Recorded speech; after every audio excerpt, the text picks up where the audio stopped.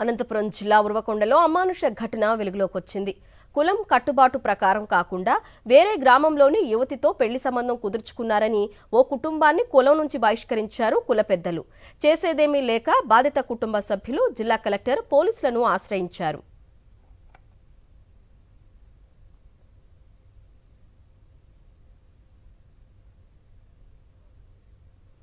చంద్రుడిపై కాలు మోపి అంతరిక్షం టూర్కు వెళ్తున్న ఈ రోజుల్లో అనంతపురం జిల్లా ఉరవకొండలోని ఓ కుటుంబానికి దారుణ అనుభవం ఎదురైంది.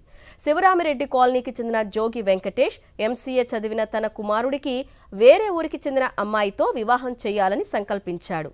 కర్ణాటక రాష్ట్రంలో ఉన్న తన కులపు అమ్మాయితో సంబంధం కుదుర్చుకున్నాడు. అదే ఆ కుటుంబానికి పెద్ద చిక్కుని తెచ్చిపెట్టింది. పెద్దల సూచనల ప్రకారం ఆ సంబంధం వదులుకోకపోతే మీ కుటుంబాన్ని 30 సంవత్సరాల పాటు కులం నుండి బహిష్కరించడమే కాకుండా ఇంట్లో జరిగే శుభకార్యాలకు, చావులకు కూడా వెళ్లకూడదని కుల పెద్దలు తీర్మానం చేశారు. అక్కడితో ఆగకుండా పెళ్లి సంబంధం కుదుర్చుకోవడానికి వెళ్లిన వెంకటేష్ బంధువులు దాదాపు 30 కుటుంబాలను సైతం కులం నుంచి బహిష్కరించారు. వార్నింగ్ ఇచ్చి 1200 రూపాయలు పరిహారంగా చెల్లించాలని ఆదేశించారు. ఇలా కుల పెద్దలు ఏకపక్షంగా వ్యవహరిస్తూ తన కుటుంబాన్ని వేధిస్తున్నారని జోగి వెంకటేష్ వాపోతున్నారు. తాను కర్ణాటక రాష్ట్రంలోని జోగి కులస్తులతోనే సంబంధం కుదుర్చుకున్నానని ఆవేదన వ్యక్తం చేస్తున్నారు.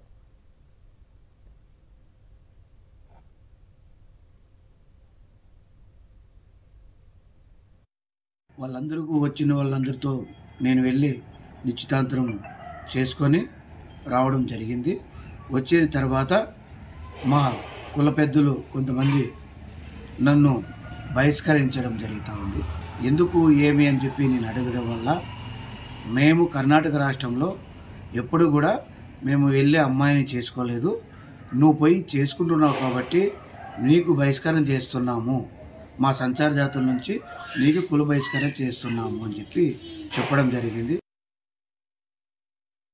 సొంతంగా సీమాగలో పాపను చూసి ఎంగేజ్మెంట్ పోయినందుకు కులమంతా కలిసి మమ్మల్ని కుల బహిష్కరణ చేసినందుకు ఇంకా పాతకాలం పద్ధతిలోనే ఉన్నారని ఇట్లా మాట్లాడకూడదని ప్రతి ఊరికి పోయి వాళ్ళు 2 చోట్లకి సభ పెడితే అక్కడే పిలిచినందుకు పోయి అక్కడే కలిసి మాట్లాడిన వాళ్ళు మా మాటలు వినక మీరు కుల బహిష్కరణ ఉండాల్సినదే, మీ ఇంటికి ఎవరు వచ్చేది లేదు, మిమ్మల్ని పిలవకూడదు, పిలిచినందుకు కానీ మీతో ఇంటితో కలిసి మాట్లాడితే కానీ మళ్ళీ వాళ్ళకి ₹1,00,000 జరిమానం, 12 ఏళ్ళు జైలు శిక్ష అని వచ్చే వాళ్ళందరూ భయప్రాంతాలు గురి చేసి మమ్మల్ని అందరి మా ఇంటికాడ రానికొన్నట్లు మమ్మల్ని వేరే వాళ్ళు పిలవకుండా చాలా ఇబ్బందులుగా పెడుతున్నారని మీరు న్యాయం చేయవలసిందిగా కోరుచున్నామని మిమ్మల్ని కోరుచున్నామని చెప్తున్నాను.